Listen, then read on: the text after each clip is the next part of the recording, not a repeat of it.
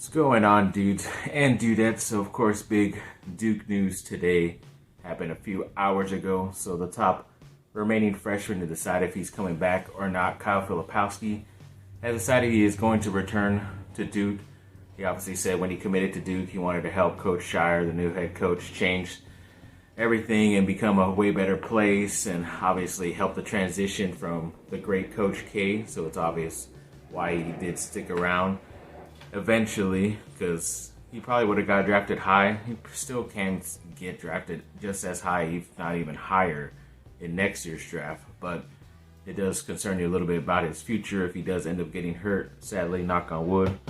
But yeah, overall, I think this is going to be pretty awesome for Duke. But with this also comes the reality that one of the top players coming into Duke this fall, who is a senior in high school right now, would not like that fact of so many people returning. And that player is Mgbako, who recently had a great game when he was playing for Team World against Team USA with a couple, I think it's like under 18, whatever they call it. But he had like 22 points, 8 rebounds in that game. And it was kind of like a coming out party, because then all of a sudden, once we hear the news about Flip, then he ends up asking to be requested. He requested to be released from his national letter of intent from Duke, which I believe Duke has the authority on that. It's not like the NCAA has to get involved and be able to say yes or no, because technically the season has not started. It's not even in that part of the calendar year of the school year, so he still has time to transfer and all that stuff. So hoping Duke does allow him to go. Obviously, they have so much talent returning. I know some people might say like it should have been Sean Stewart that might have left, because his numbers wise have not been that great. But I think he's more of a defensive player anyway, so that could help out Duke more instead of Mgbako, who's more of like an offensive juggernaut type of guy who can help you athletically on defense, but he's definitely more there for the offense. And with that performance, he pretty much can go anywhere, and he's probably going to be a sought-after dude and going to get a lot of playing time somewhere else. So wish him luck, nothing but the best, and no hard feelings. Definitely know the business of this as it is now. So good luck to him, and good luck to Kyle Filipowski this year as well at Duke. And then, it's just a quick recap of the guys who are coming and not for Duke. So Ryan Young is returning, Tyrese Proctor returning, Mark Mitchell, and obviously today with the news, Kyle Filipowski is returning. Who is leaving is Dariq Whitehead to the NBA officially, Derek Lively officially to the NBA, and Jeremy Roach was the 50-50 where he's declaring for the NBA, but is maintaining his eligibility, which he doesn't hire an agent or whatever, something like that. So he has the ability to return back to Duke, which is nice, but seeing as if one guy already wanted to leave, and who knows if any of the other bench guys like a Jaden Shutt or Jalen Blakes, guys like that, will want to return either on the bench for Duke. Because they might have thought they were going to get the first guys coming off the bench this last season, but now with a lot of people returning, they might not even get any playing time. So I would not be surprised if they leave also. So either way, it's a pretty fluid situation out there in Duke, but definitely very exciting news that Duke is getting a returner that is one of their best players, if not their best player last year for the team. So definitely very excited about that. And then, some big-time USC football news. So there were some rumblings last night that they were maybe going to hire Kliff Kingsbury as a certain position coach, who recently did get fired as the head coach of the Arizona Cardinals after this last NFL season.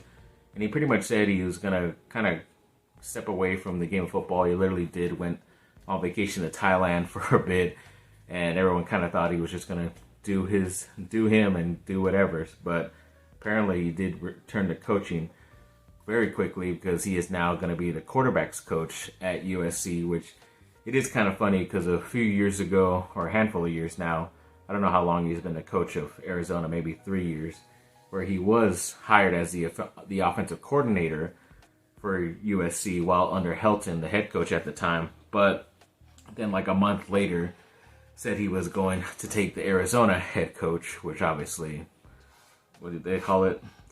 The rug flew under. I don't know those sayings. But yes, it was pretty kind of awkward and weird that having to deal with that situation, especially at USC. They did end up getting Graham Harrell, which didn't really work out. But to have two guys who were part of the Mike Leach system anyways, and Mike and Lincoln Riley and Kliff Kingsbury, I think could be very beneficial for Caleb Williams, especially because he could help him out with his career heading towards the NFL, especially after this year. Then if somehow Kliff ends up staying longer, he could help out future guys like Malachi Nelson, and maybe this could be a favorite destination for the top 2024 quarterback in Dylan Raiola, who is kind of maybe leaning towards a Georgia or Nebraska right now instead of USC. But either way, we'll see how it goes. I know if USC's offense does well and they look good in the process, he probably will get hired pretty quickly as a regular offensive coordinator somewhere. You never know. But we will see. It's a big-time news for USC football. Speaking of Caleb Williams, yes, I believe ESPN released a top list of the quarterbacks in the 2024 NFL draft, and of course, Caleb Williams from USC was ranked number 1. I think like Michael Penix Jr. from University of Washington was second. Drake May. Well, I thought Drake May would be the number 2 quarterback, but apparently they think Penix Jr. will be better. But Penix Jr. did suffer a pretty big injury while at Indiana, which is why he ended up transferring. Eventually, Drake May has been pretty good. I just don't know if his game can really translate to the NFL because he uses his legs so much. And yeah, you could do that in college because the guys aren't as big and fast. But when you do that in the NFL, most of the time those guys end up becoming, pretty bad careers. But if he does end up improving his passing game, which he's still really good at, then I think he could still have some success. But yes, Caleb Williams, as of right now, the USC quarterback, is the number 1 prospect heading into the 2024 NFL drafts, at least as a quarterback. Don't know about the overall, but definitely as a quarterback. And a couple of USC women's basketball players were drafted last night. The WNBA had their draft last night as well, which is pretty cool.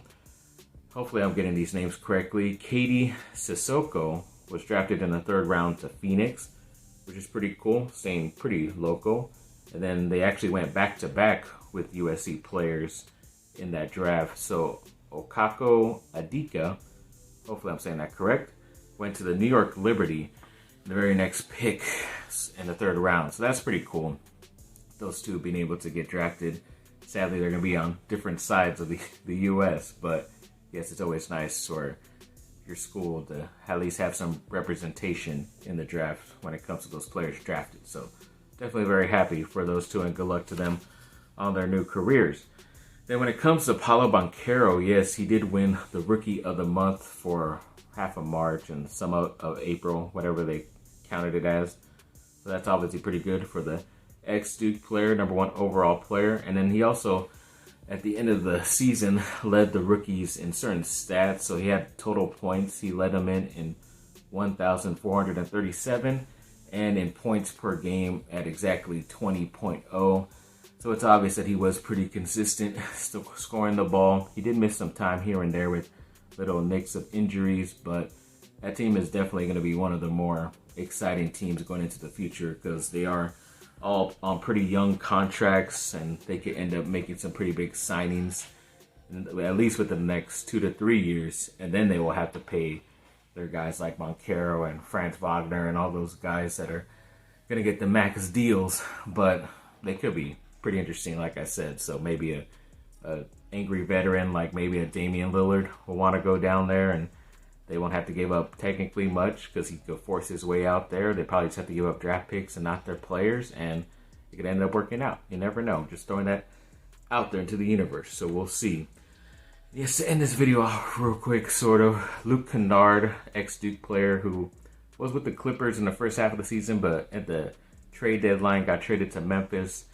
For this whole entire season, he actually led the NBA in three-point percentage at 49.4, which is really good. But what was even better was after that trade happened to Memphis, he actually still led the NBA in percentage at 54%, which is freaking crazy that you jumped it up to almost half your, if not more, half your shots from three-point are going in. But once again, this is how bad the Lakers are at identifying my Duke talent, because I said they should have traded for him a while ago while he was drafted and in Detroit.